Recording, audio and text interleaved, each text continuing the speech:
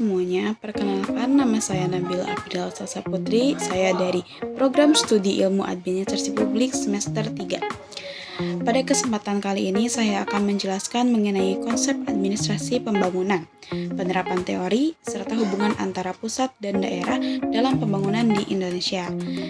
Ini juga termasuk salah satu tugas UTS saya. Dengan mata kuliah Administrasi Pembangunan dan Otonomi Daerah dengan dosen pengampu Ibu Dina Megawati. Yang pertama, itu ada pengertian administrasi pembangunan. Menurut saya, administrasi pembangunan adalah suatu proses pengelolaan sumber daya manusia, dana, dan kebijakan secara efektif dan efisien untuk mencapai tujuan pembangunan nasional maupun daerah. Kalau menurut ahli, itu seperti yang dikatakan Siagian di tahun 2008, administrasi pembangunan merupakan seluruh kegiatan pemerintah yang diarahkan untuk menciptakan kondisi yang memungkinkan pembangunan berlangsung secara berkelanjutan. Bedanya dengan administrasi publik biasa, administrasi pembangunan lebih fokus pada perubahan dan kemajuan masyarakat, bukan hanya sekedar pelayanan publik saja. Juga kalau administrasi publik biasa itu cenderung ke prosedural, maka administrasi pembangunan lebih inovatif dan dinamis. Contoh nyatanya itu penerapannya bisa kita lihat di program dana desa. Pemerintah pusat memberikan dana langsung ke desa untuk dikelola sendiri oleh masyarakat melalui musyawarah desa. Prinsip-prinsip administrasi pembangunan terlihat di situ seperti perencanaan partisipasi, transparansi, dan evaluasi hasil pembangunan. Lanjut ke nomor 2, itu ada teori pembangunan berkelanjutan. Dari berbagai teori pembangunan, saya memilih teori pembangunan berkelanjutan atau Sustainable Development Theory. Teori ini menekankan bahwa pembangunan harus memenuhi kebutuhan generasi sekarang tanpa mengorbankan generasi mendatang. Ada 3 pilar utama, yaitu ekonomi, sosial, dan lingkungan. Dalam konteks Indonesia, teori ini sangat relevan karena ini menghadapi tantangan besar seperti kerusakan lingkungan dan ketimpangan sosial. Pemerintah Indonesia sudah menerapkan teori ini melalui kebijakan Sustainable Development Goals atau SDGs dan RPJMN. Nah, contohnya itu ada program Kampung Iklim atau Proklim. Nah, yang dilaksanakan oleh Kementerian Lingkungan Hidup dan Kehutanan. Program ini membantu masyarakat desa untuk menjaga lingkungan, mengurangi emisi gas rumah kaca, sekaligus meningkatkan ekonomi lokal. Nah, jadi menurut saya itu penerapan teori ini menunjukkan bahwa Indonesia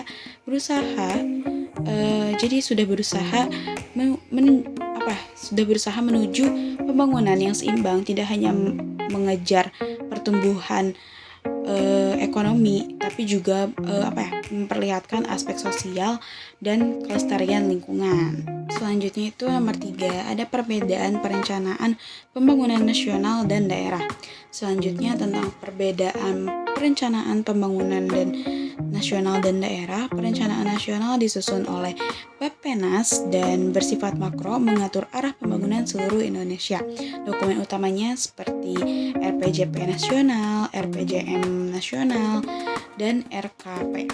Sedangkan perencanaan daerah disusun oleh Bapeda yang menyesuaikan kebijakan nasional dalam kondisi lokal.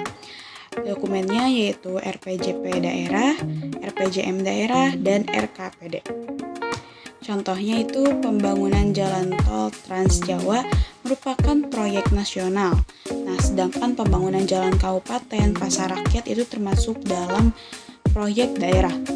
Keduanya harus berjalan searah supaya hasil pembangunan bisa dirasakan masyarakat secara merata. Selanjutnya itu nomor 4, hubungan antara otonomi daerah dan desentralisasi pemerintahan. Ekonomi daerah dan desentralisasi punya hubungan yang sangat erat. Desentralisasi itu pelimpahan wewenang dari pemerintah pusat ke daerah, sedangkan otonomi daerah itu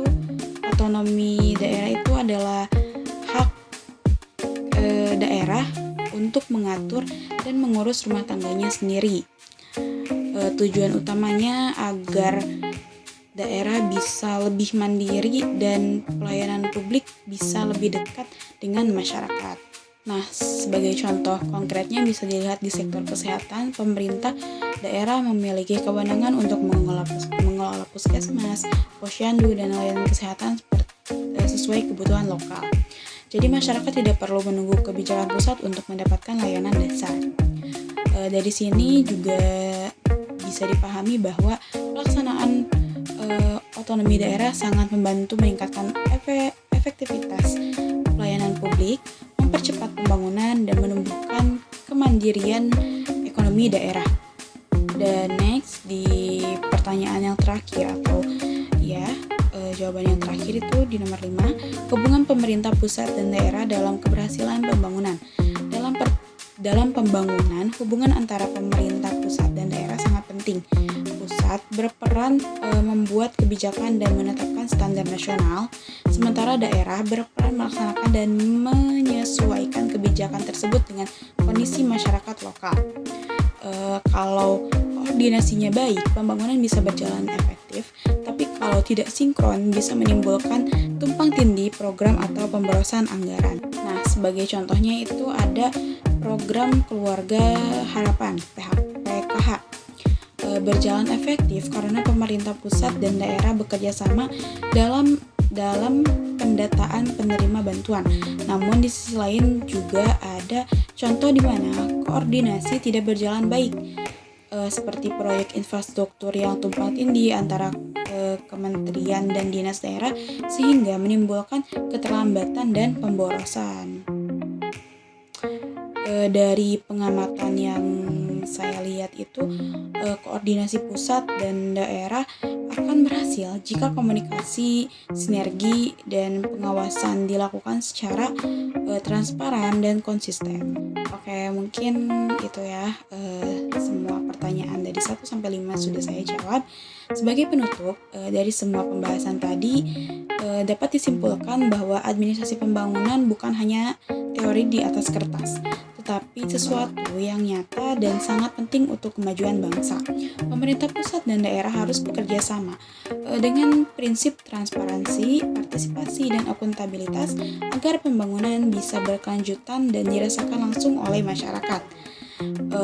Saya pribadi mungkin jadi paham ya, sebagai mahasiswa administrasi publik kita juga punya peran untuk berkontribusi minimal dalam memberikan gagasan atau ikut serta dalam kegiatan sosial yang mendukung pembangunan di sekitar kita.